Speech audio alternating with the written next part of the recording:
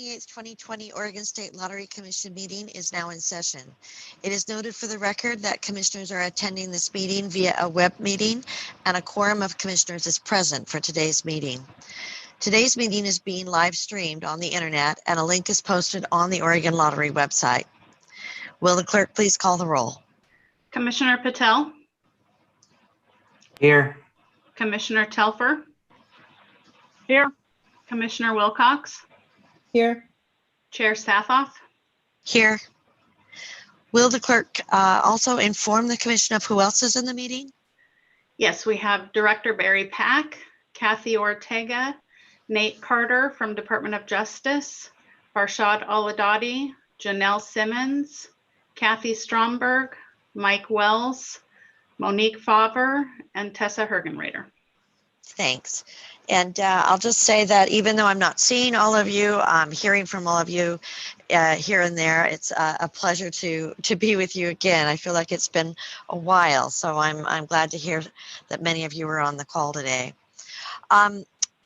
Let's get started on the agenda. The members of the public have the opportunity to provide written public comments to the commission for this meeting.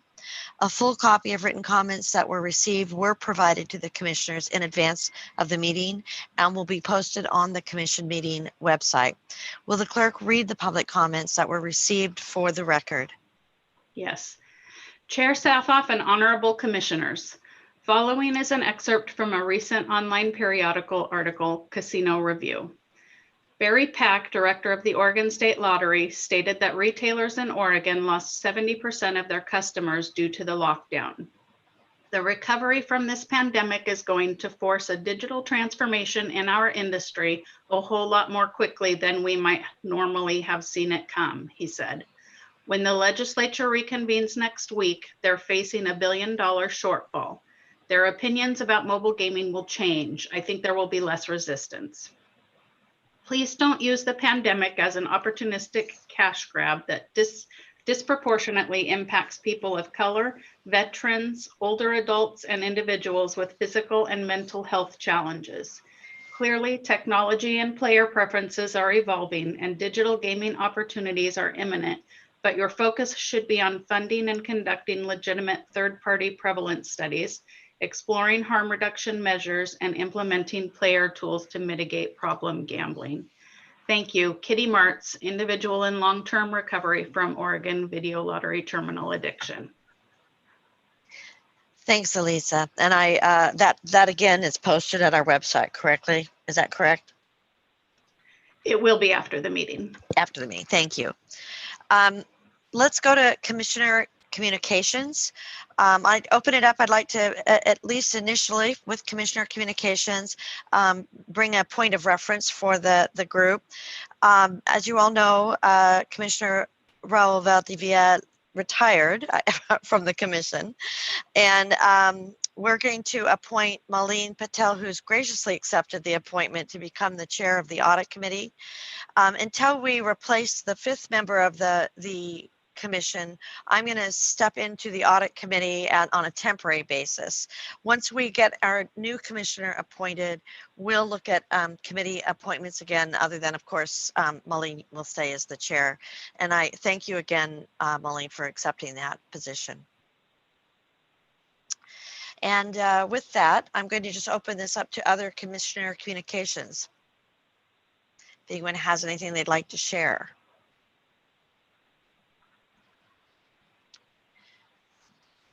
Hearing none, let's move to the director's report.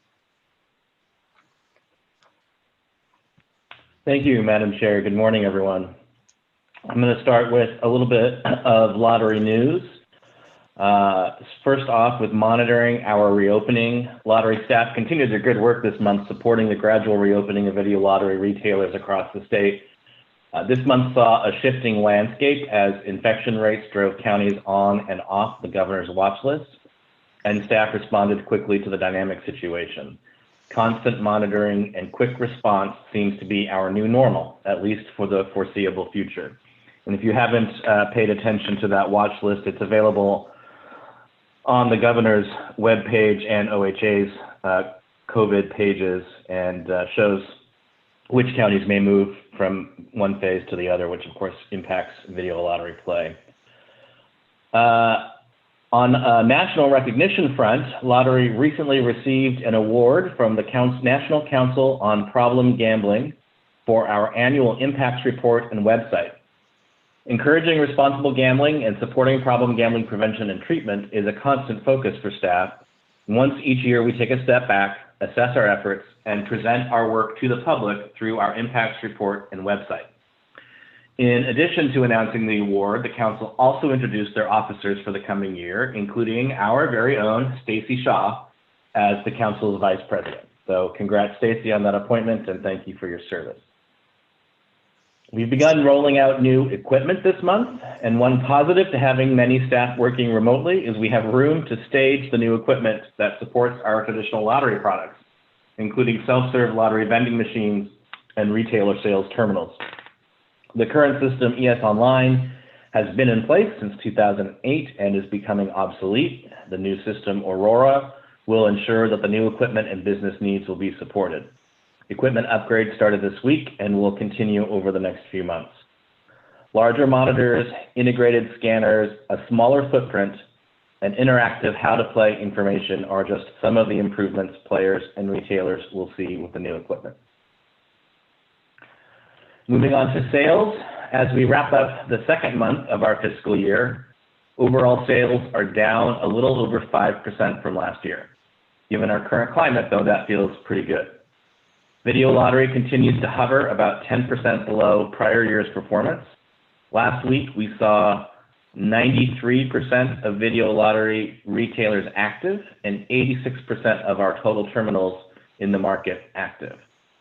While not seeing the explosive year-over-year gains seen back in April through June, Scratch-Its continue to do incredibly well this business year, a steady 25% above last year. Keno sales remain steady. On the jackpot game front, Powerball was seeing some growth, but peaked when the $169 million jackpot was hit a couple weeks ago.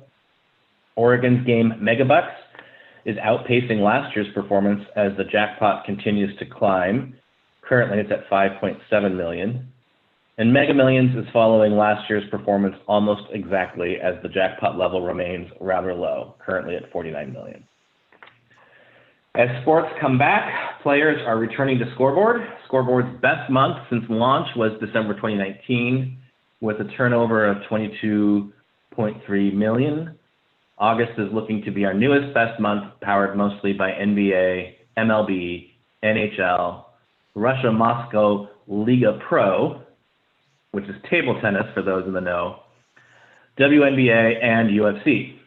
As of last Sunday's, players wagered a bit more than $20 million, leading to a gross gaming revenue of $1.1 million. And I think since this was written, we have surpassed our prior highest turnover rate. So doing well.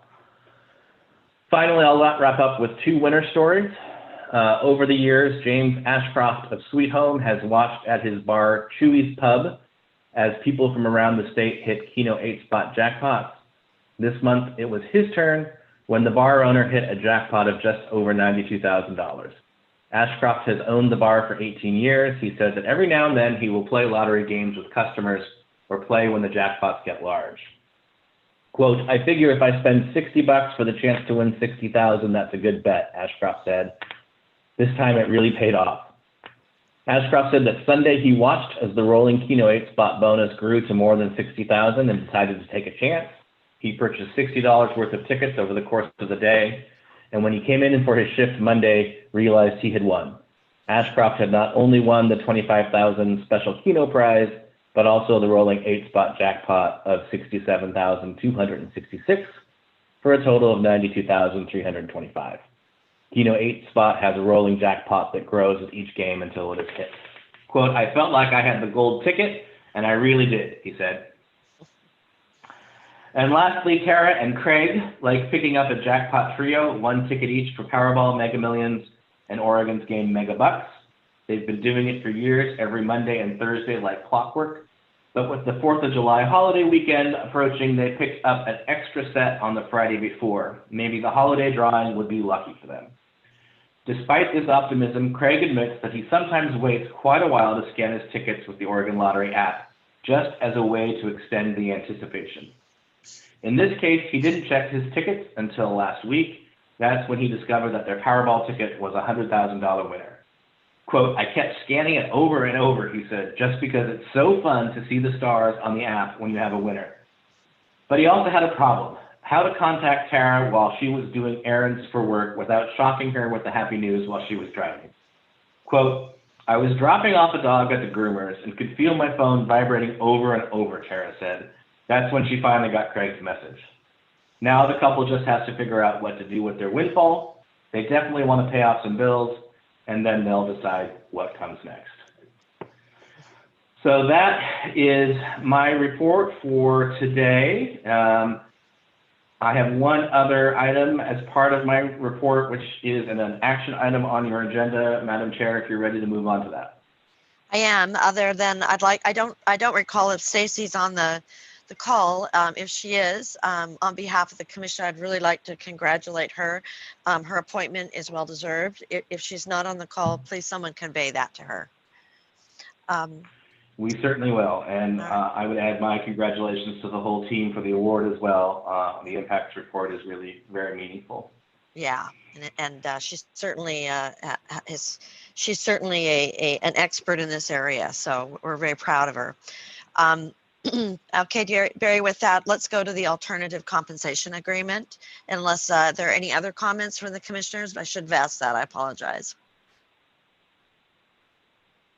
Okay, let's move to the alternative compensation agreement.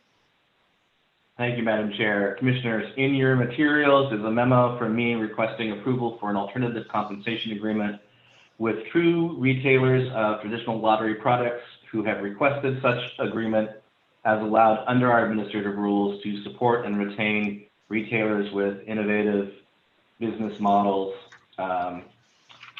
offering different sales styles. These are the two retailers who offer sales to international customers and have brought in tens of millions of dollars, far more than any other traditional lottery retailer in any given year, and have requested not to see a big loss in commission revenue as we've adopted new rates.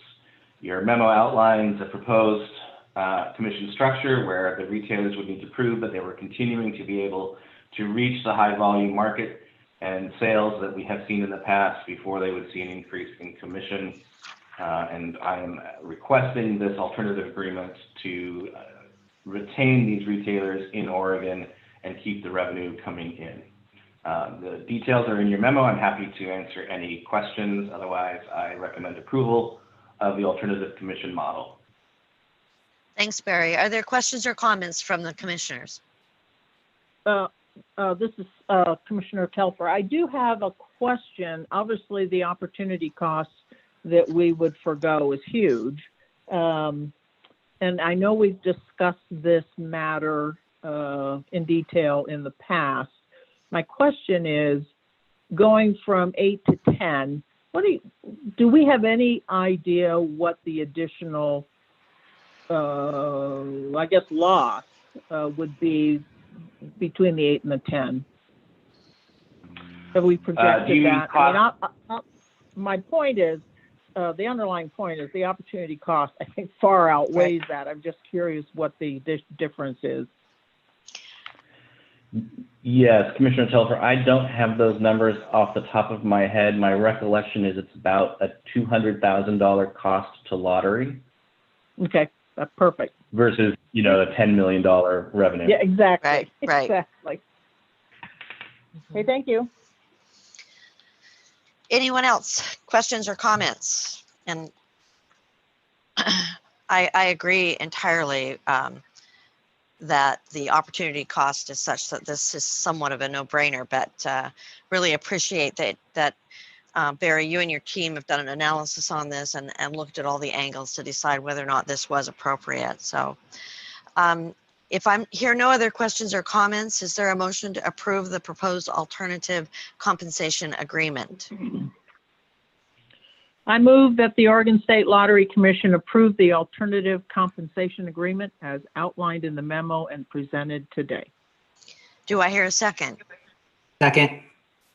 Will the clerk call the roll? Commissioner Patel, Aye. Commissioner Telfer, Aye. Commissioner Wilcox, Aye. Chair Sathoff. Aye. For the record, the motion is passed. And with that, we'll move to minutes of the previous commission meeting. The minutes of the previous commission meeting have been circulated to the commission. If there are no changes to the minutes, is there a motion to approve? I move that the minutes of the Oregon State Lottery Commission meeting held on July 24th, 2020 be approved as final as presented today. Thanks. Do I hear a second? Second. Will the clerk call the roll? Commissioner Patel, Aye. Commissioner Telfer, Aye. Commissioner Wilcox, Aye. Chair Sathoff. Aye. For the record, the motion has passed. Thank you. I think next up on our agenda, if I'm sure I heard Kathy Ortega had joined us, we'll move to the financial reports. Yes, I'm here, and I'm trusting that everyone could hear me or someone would speak up. Good morning, Chair Sathoff, Commissioners, Director Pack. I am the Chief Financial Officer for the Oregon Lottery, and I'm here today to present two financial statements for you. The first is the year-end statement for as of June 30th, 2020, and then I will move on to the financial report for the first fiscal month of the year after I complete that. In looking at the financial statements for year-end, I would love to be able to report to you that these are final and there won't be any changes.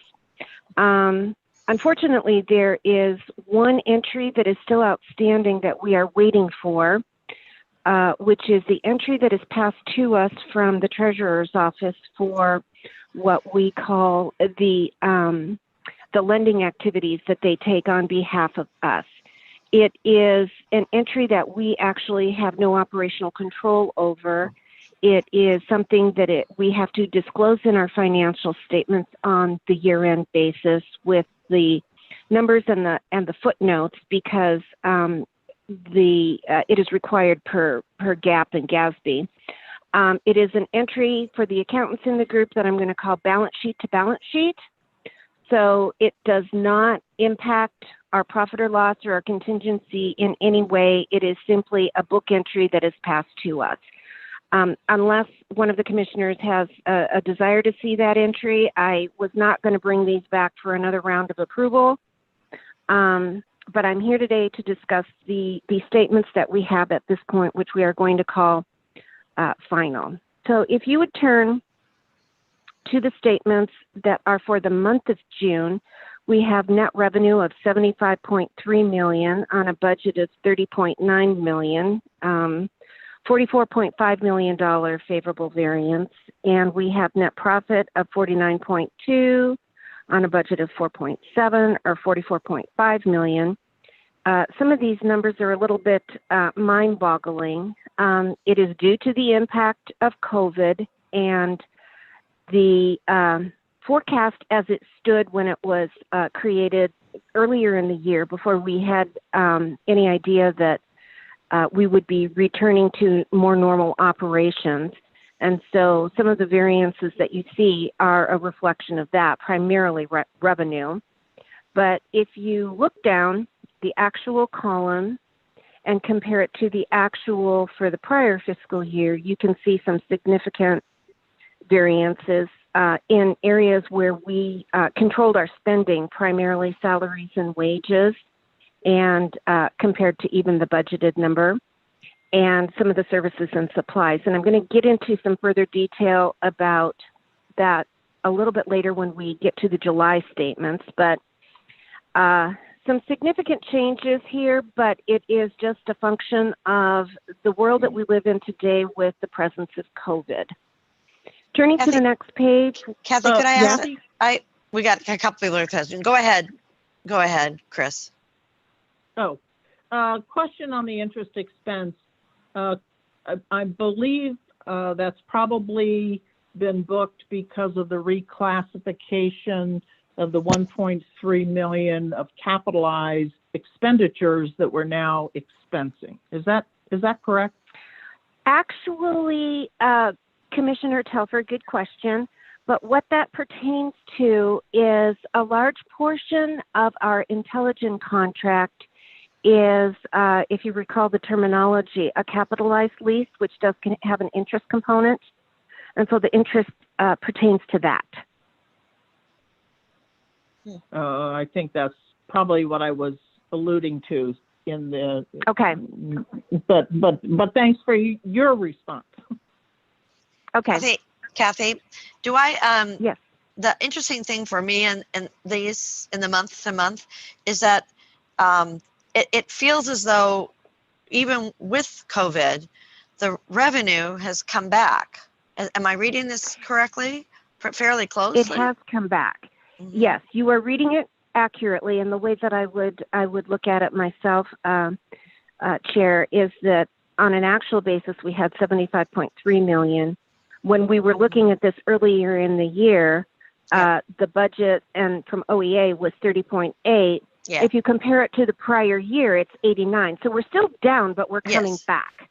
Yeah, that's definitely still down, but and overall year over year we're still down, but still, actually I'm sort of impressed that it's come back quite at this level at this point. And the other question I had I realize that all of this is a little skewy because of COVID, okay? But just out of curiosity, the indirect expense on public information, we've spent almost nothing. And I guess I'm trying to figure out what's the COVID related, functionally, why would we have spent so much less than we planned to as it relates to COVID? Good question, Chair. This is just the month of June, mind you. But we did make it, if you recall, when we were in the midst of trying to get our arms around the impact of COVID, we did make some conscious decisions not to spend money in some areas or to defer some expenses. Public information was one of those. Okay. There's a couple others later on I'll ask about, just more. I get the categories were cut back, just trying to figure out what we've lost in not doing that. But go ahead. I'm done. Thanks. Okay. All right. I'll move to the year to date, which you'll still see some of the trends that we talked about on the month. We have net revenue of $923.5 on a budget of $870.4 compared to over $1.1 billion last year. Our net profit of $572.8 compared to a budget of $463.9. But to get a better understanding of the impact on COVID at the end of the year through June, which we were several months into COVID at that point, our net profit last year, when we were at peak operations, was the $721.4 million. Mm-hmm. Any questions on this page before I move? So you would say that the impact really of COVID looks to be somewhere between 150 and possibly 200, but about 150. Yeah. On the net profit line, yes. Yeah. Yeah. Mm-hmm. Okay. I have the schedule of services and supplies for the month and the year to date.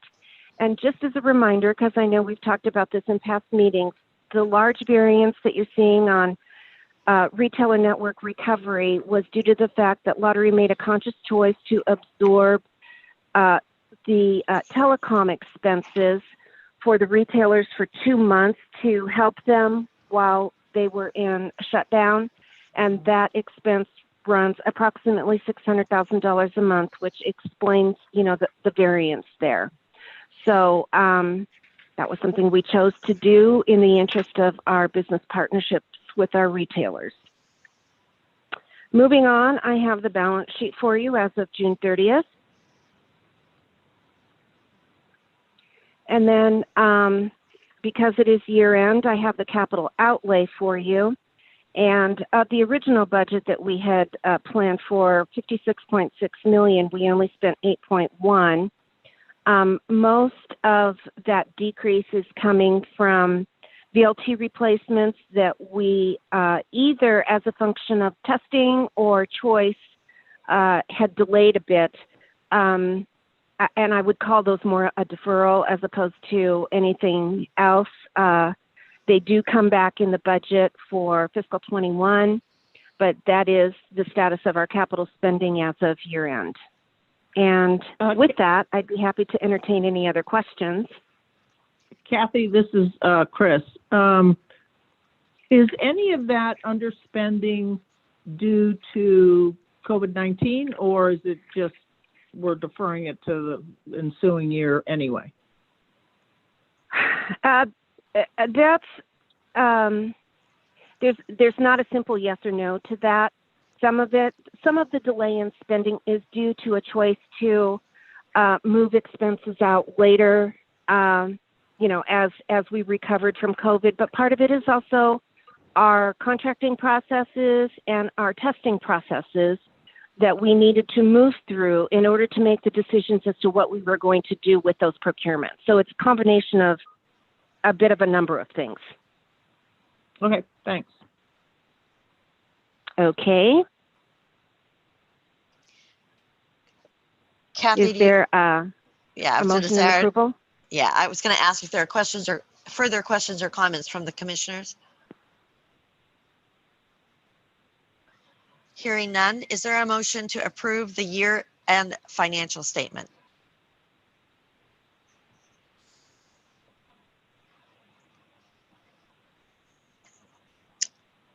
I move that the Oregon State Lottery's year-end financial statements for fiscal year 20, which ended June 30th, 2020, be approved for the record as presented today. Do I have a second? Second. Will the clerk call the roll? Commissioner Patel, Aye. Commissioner Telfer, Aye. Commissioner Wilcox, Aye. Chair Sathoff. Aye. For the record, the motion has passed. Okay, Kathy, do you want to do Thank the you. July? July?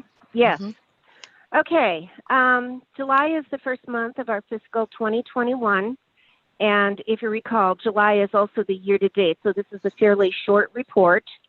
And so the month and the year-to-date is what I'll go over right now. We had net revenue of $85.5 million on a budget of $68.8.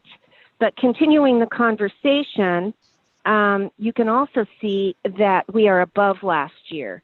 Now, Director Pack has previously quoted that, where we are in terms of our recovery, and it may appear that on an actual basis, we are higher than last year, but part of that is also due to the fact that we have sports in fiscal 21, whereas we did not have it yet in July of 2020. So that variance is not necessarily strictly attributable to COVID.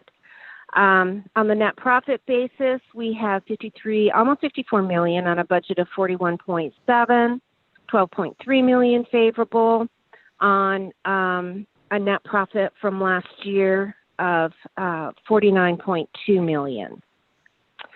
I have so this is a place where I'm going to pause because I want to talk to you a little bit about fiscal 20 and some changes that you're going to see from how we did it in fiscal 21. And I'm going to say that this is going to, I hope, jokingly replace the acronym that but the phraseology that I used last year on timing differences. There's a new subtlety in our statements for this year. I know. We're going to have to come up with a new change jar. Exactly. In fiscal 20, in the budget, I included all of our project expenses. And so in fiscal 20, if you recall, we always showed that we had a favorable spending variances in services and supplies because of the fact that we had all of the project expenses pushed into the services and supplies budget, on a month and on a yearly basis. We did it differently in July, and I know we talked about it during the budget process, but I'm going to remind you again because this is going to be something you're going to see throughout the year. We didn't do it that way in 21. We are treating the project expenses as being funded out of the reserves that we created for them.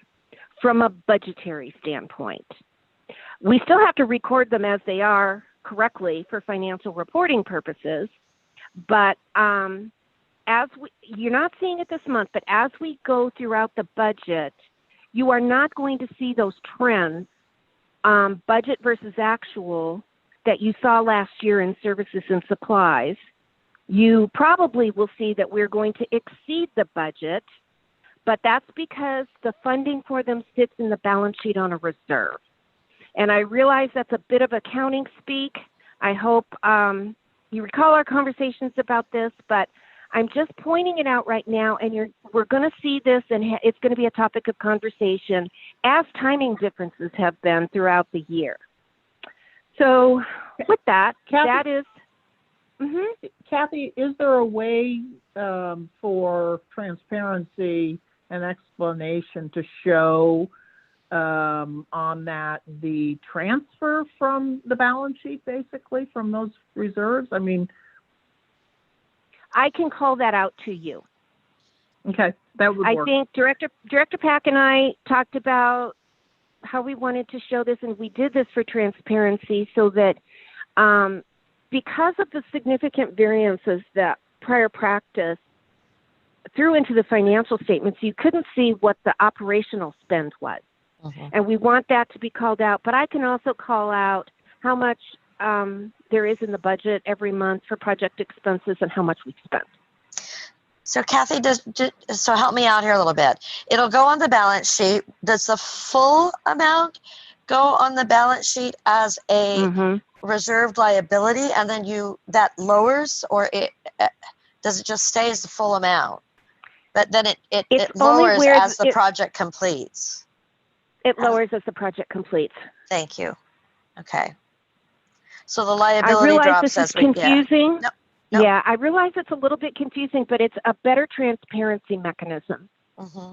Actually, I agree with that. And by the way, you're speaking to somebody who has to deal with regulatory accounting, which is a whole other world. So I get this. Actually, I get this better than what we've been doing. So thank you. Okay. And at any point in time, if you want more information, I'm happy to provide it for you. Mm-hmm. So that was a month in the year to date. There's nothing remarkable on the schedule of services and supplies. And I do have the balance sheet as of July 31st for you to take a look at. And with that, I'd be happy to answer any other questions. Any other questions or comments from the commission?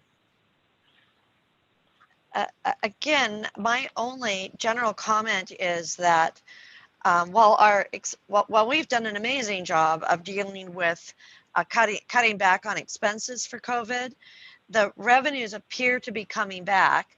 And so one question I have is, I'm a little bit confused because frankly, we all know we're sort of still in COVID. Will we maintain our going forward drop in expenses?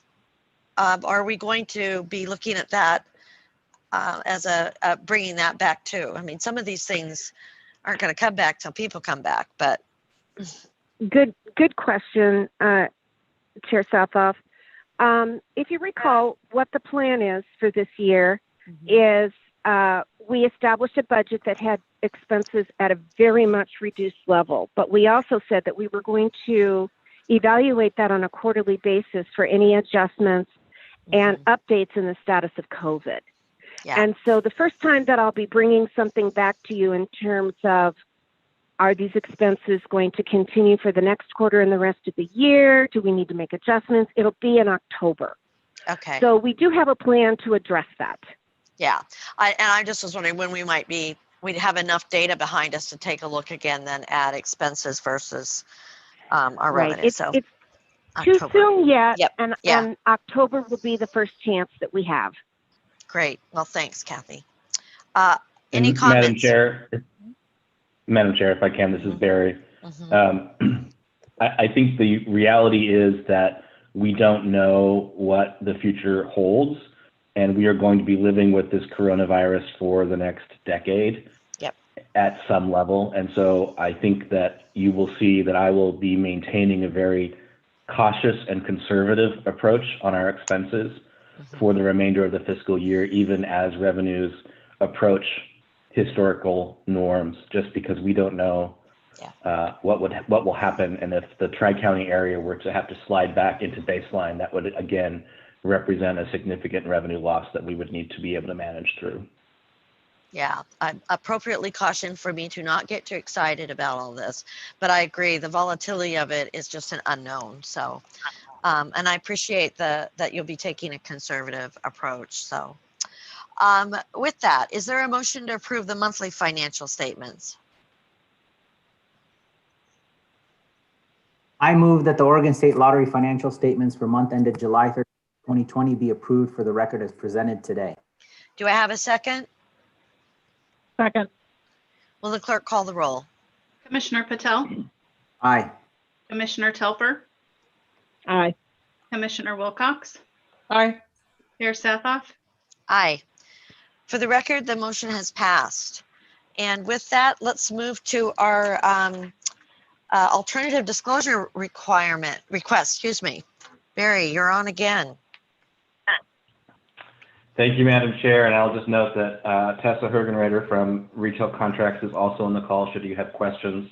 Okay. There is a memo in your packet. I am requesting approval of our alternative disclosure process for Walmart. As some of you will remember who were here, we changed our processes and rules for large multinational, multi-state chain groceries on the disclosure process to recognize that as a publicly traded company, there was lots of disclosure being done already, and the likelihood of being able to have board officers and key contacts of such a large corporation disclosed to the alternative to the lottery was pretty minimal.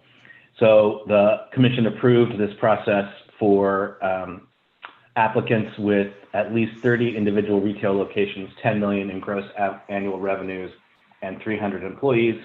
Walmart clearly meets this requirement. When they first began selling lottery products a few years ago, the commission approved the alternative disclosure process for 9 neighborhood market stores. We are now in the process of reviewing and approving 34 additional superstore locations throughout Oregon and equipping them with lottery to go machines. This should be a nice market increase for lottery. And again, I'm asking for approval of the alternative disclosure process for Walmart. Security has completed that investigation. No issues were noted. And the Assistant Director of Security and the Retail Contracts Manager and I met to review those, and we all agree that it would be prudent to request this disclosure waiver. And I'd like to just make a couple comments and then ask the commissioners if they have questions or comments. I was here at the time the rules were changed. Some of the rest of you were. I just wanted to say that just for everyone's comfort, that the reliance on public disclosures by public companies is used in many contexts. Many other government functions rely on similar types of disclosures to do threshold checks and eligibility. And so I'm comforted that we are relying upon federal data that is reviewed very closely by the federal government. And the other, the state police and the internal security worked very, very hard at the time they changed these rules to assure the commission at that time that they were comfortable with the investigation they would be able to do to feel like as though the integrity of these entities once the director recommended them to us was established. So I just want to thank the lottery for their work on this, and I'm a believer that this is a helpful rule change, but still allows the commission to have the control it needs to have. So with that, other questions or comments from the commissioners?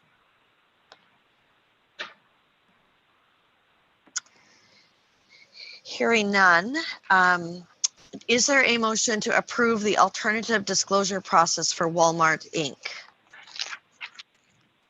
I move that the Oregon State Lottery Commission approve the alternative disclosure process, waiving the personal disclosure requirements for Walmart Incorporated as presented today. Do I have a second? Second. And will the clerk call the roll? Commissioner Patel, Aye. Commissioner Telfer, Aye. Commissioner Wilcox, Aye. Chair Satthoff. Aye. For the record, the motion has passed. With that, I will open the agenda up for other business. If others have things they want to raise or mention or talk about, now's the time.